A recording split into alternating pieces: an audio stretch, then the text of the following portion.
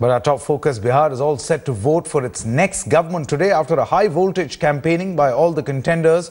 Voting in 49 constituencies in the first phase of Bihar elections has begun. It's a 5-phase battle and results will be announced on the 8th of November. Almost 1.35 crore people are expected to vote and seal the fate of 583 candidates today. The main contest is being seen between the Bharatiya Janata Party and the Grand Alliance, which includes JDU, RJD and the Congress. The Bahujan Samaj Party has also fielded a maximum of 41 candidates out of 49, followed by the BJP with 27. The rest of the seats will be contested by its allies, including 13 seats to Ram Vilas Paswan. In the opposite camp, the Janata Dal has fielded 24, Rashtriya Janata Dal 17, the Congress 8. Interestingly, the left front has also jumped into the fray with CPI fielding 25 and the CPM 12. The elections are crucial for the BJP after a complete washout in Delhi. The Modi wave is something that is going to be put to test in these Bihar elections. While all eyes also remain firm on Nitish Lalu combined, these elections will also set the momentum for several assembly elections next year like West Bengal, Kerala, Assam and Tamil Nadu.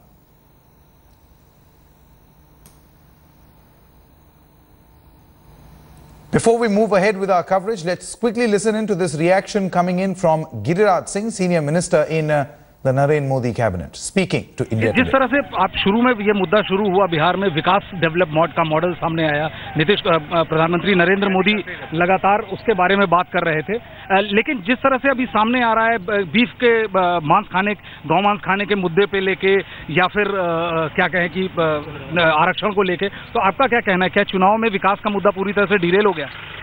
देखिए साहब, अगर आप हमसे पूछेंगे तो मैं कहूंगा कि लालू प्रसाद जी, नीतीश कुमार सोची समझी रणनीति के तहत भारतीय जनता पार्टी ने विकास को ही मुद्दा माना था और मानने के कारण आपने देखा होगा हमने 1,65,000 करोड़ पर बहस चाहते थे।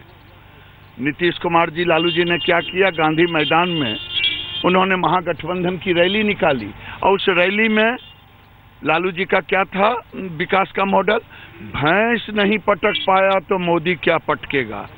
फिर उसके बाद हम लगातार विकास पर बहस करते रहे। फिर उन्होंने कहा कि अगले पिछड़े की लड़ाई होगी, जनता ने नकार दिया। And India Today's Rohit Kumar Singh was in Samastipur in a village called Karpuri Gram, where he in fact spoke to a senior member of the village, Ram Lal Thakur. Is also an MP from the JDU. Let's quickly listen in to that reaction. जिन लोगों ने हम लोगों के लिए, लोकतंत्र के लिए अपनी आत्मा को न्यौछावर कर दिया, उसमें पहला उनके शिष्यों को, उनके सहयोगियों को लोकतंत्र के महापर्व में सम्मिलित होना चाहिए. Voting has begun for the first phase of elections in Bihar, and right now we are in Karpuri Gram. This is the village of former Bihar Chief Minister Karpuri Thakur, and right now we are at the polling booth, and already we are seeing that several people have started lining up to cast their mandates, whether it's men or women. Everyone are there standing in the queue since morning to cast their mandate, and as soon as 7 o'clock, the clock touched 7 o'clock, the voting process began and people are very enthusiastic casting the mandate. And as far as security is concerned, heavy security deployment has taken place because the Election Commission has already made it clear that at no polling booth will be there any Jawan of the Bihar police, and everything will be monitored and controlled by the paramilitary forces, and that is why we are seeing that the paramilitary Jawans are there in large numbers. Several people from the village already lining up at the polling booth to cast the mandate. And as far as Samastipur is concerned, where we are right now, there are 10 assembly seats in Samastipur, and at this point of time 8 of them are being held by RJD and JDU. So it's a stronghold of the Grand Alliance, and now it will be a challenge for BJP-led NDA to make any sort of inroads in this bastion of the Grand Alliance. This is Rohit Singh in Karpuri Gram for India Today. So Rohit Singh joins us from Samastipur. We've got Ashar joining us from Begusarai. We've got Brajesh Pandey joining us from Munger. And right here in the Delhi studio, I'm joined by Mr. Ajit Kumar Jha. He's a senior journalist. Thanks very much, sir, for speaking to India Today. We'll just come across to you for perspective in just a bit. Before we get, before that, let's quickly get a sense of what is the situation on the ground. how are things actually developing on the ground? Let me come across to you first, Ashar. You're in Begusarai, and just a short while back, you actually spoke to an elderly gentleman who said that my vote will be for a person who has honesty in politics. Is that the mood, really, in modern-day Bihar?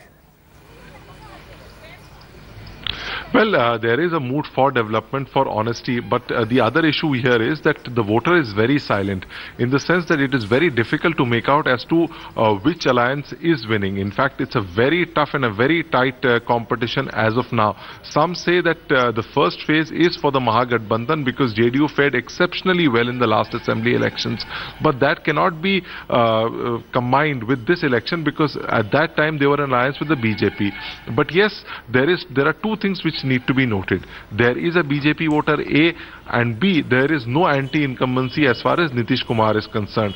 Across the spectrum, everybody has good words for Nitish Kumar. They say the development of Bihar in the last 5-10 years is pretty much visible and is there for all to see. But the only drawback which Nitish Kumar has is his tie-up with Lalu Prasad Yadav. That's the only issue. As far as polling is concerned, as you can see behind me, I'm here in this high school in the city of Begusarai. There are 4 booths here. In these 4 booths, the total voters are about 5,500. We've seen that it's been almost an hour since voting began. People are streaming in, going out, though there are no great lines, but yes, there is a constant inflow of people which is going on. Sanket? Absolutely. Let's go across to Brijesh Pandey also, who joins us from Munger. Brijesh, through the course of this broadcast, we are also highlighting what we feel here at India Today are the key issues as far as Bihar is concerned. And surprisingly, by talking to a lot of people, you know, both you as well as other reporters have been able to tell us that it's not really much about beef. It's got more to do. Brijesh is joining us from Lakhisarai. Brijesh, it's got more to do with issues like corruption, clean drinking water, schools, the condition of schools. These are the real issues.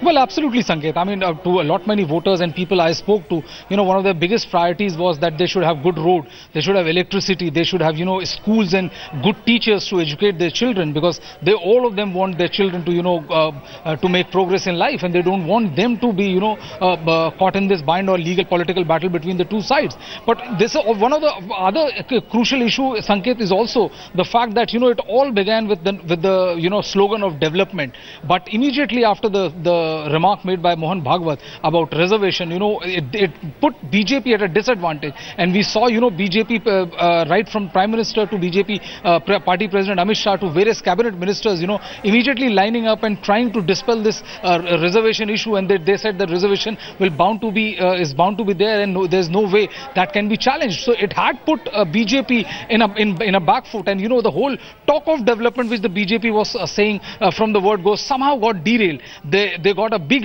lifeline when Lalu Yadav made those beef remark, and so you know, the election which started with the promise of development from both sides. Nitish Kumar, the incumbent chief minister, is also known for his pro-development plan. Prime Minister Narendra Modi has been consistently talking about development plan, but it got completely derailed in the last you know, 15-20 days ever since that reservation and beef eating remark has come. But if you talk to the people, for them the primary concern is good road, electricity, drinking water, and good education for the children. Absolutely. Sanket? Absolutely. Brijesh, do stay on with us. Rohit, I'll come back to you in just a short moment. At this moment, we are joined in by Mr. Ashok Malik as well in the Noida studio. Thanks very much, sir.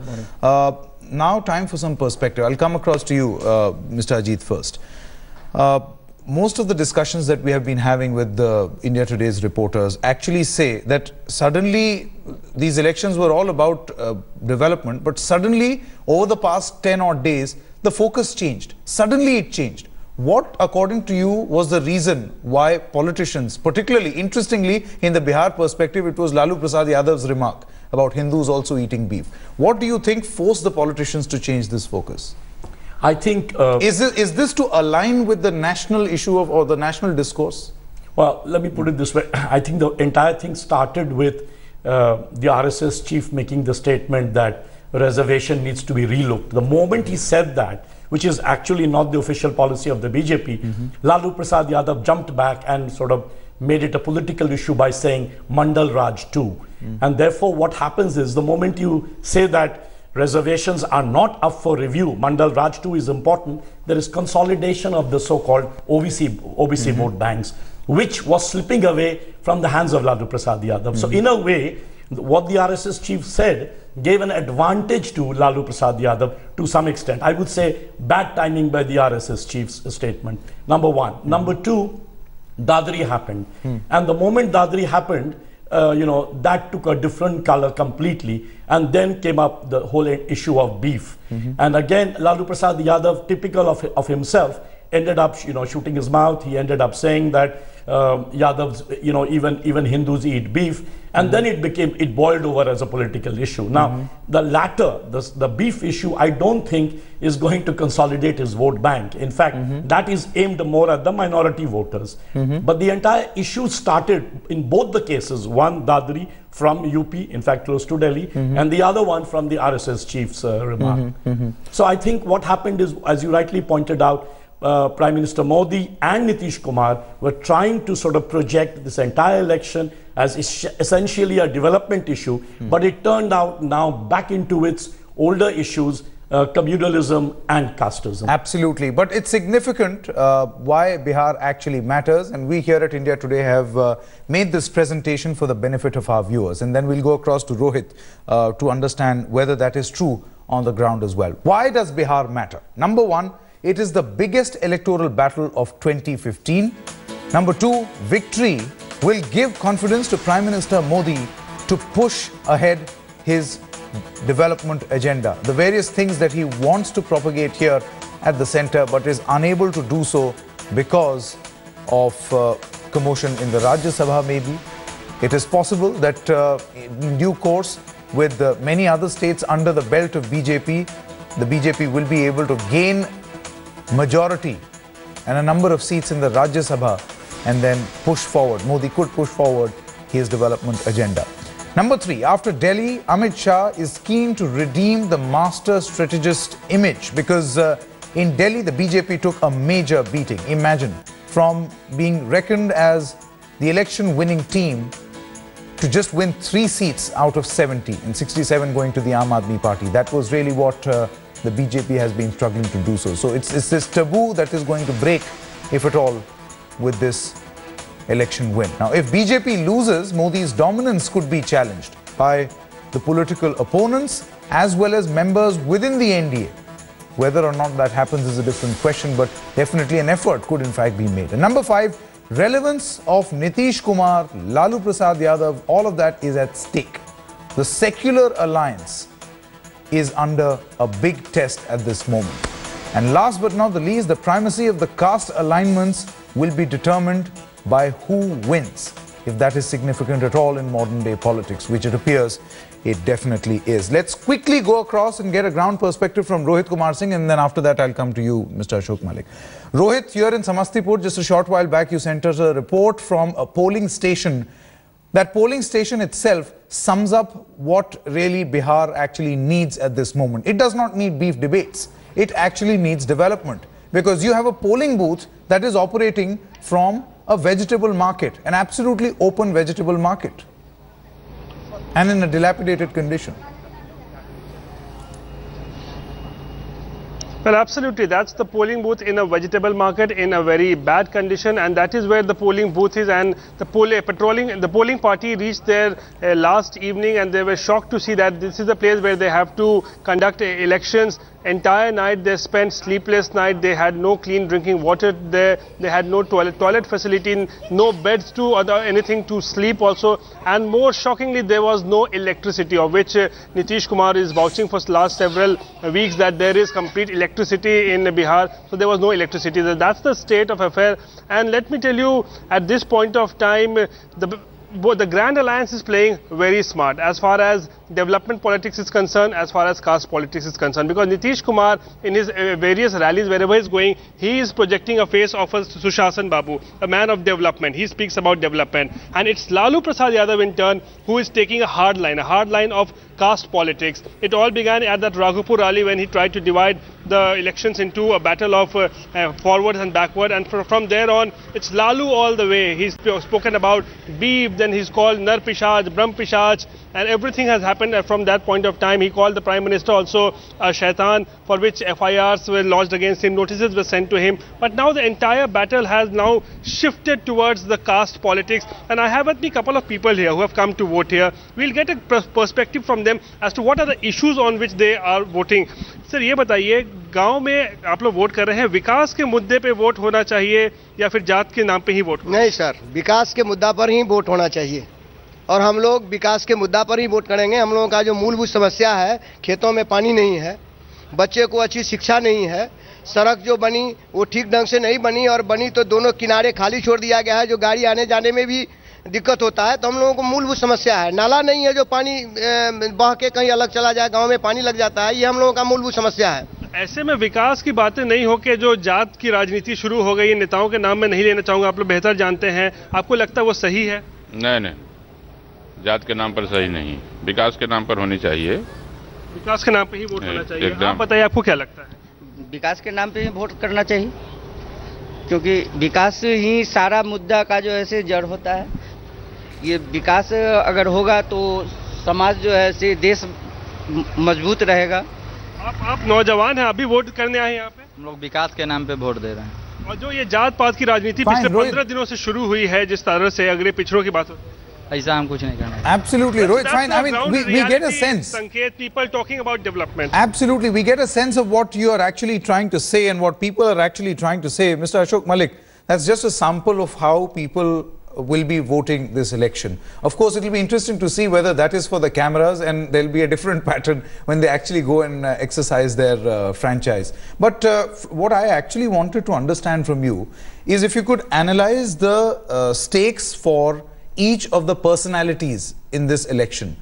First of all, very briefly, Nitish Kumar, Lalu Prasad Yadav and Narendra Modi. Okay. For these three, what do these elections mean? Okay, first I'd like to start with the issues. Frankly, I'd be very surprised if beef and cow slaughter and such concerns are primary and overriding concerns in the Bihar election, despite what happened in Dadri, the horrific incident in Dadri, and the debate over the past 10 days.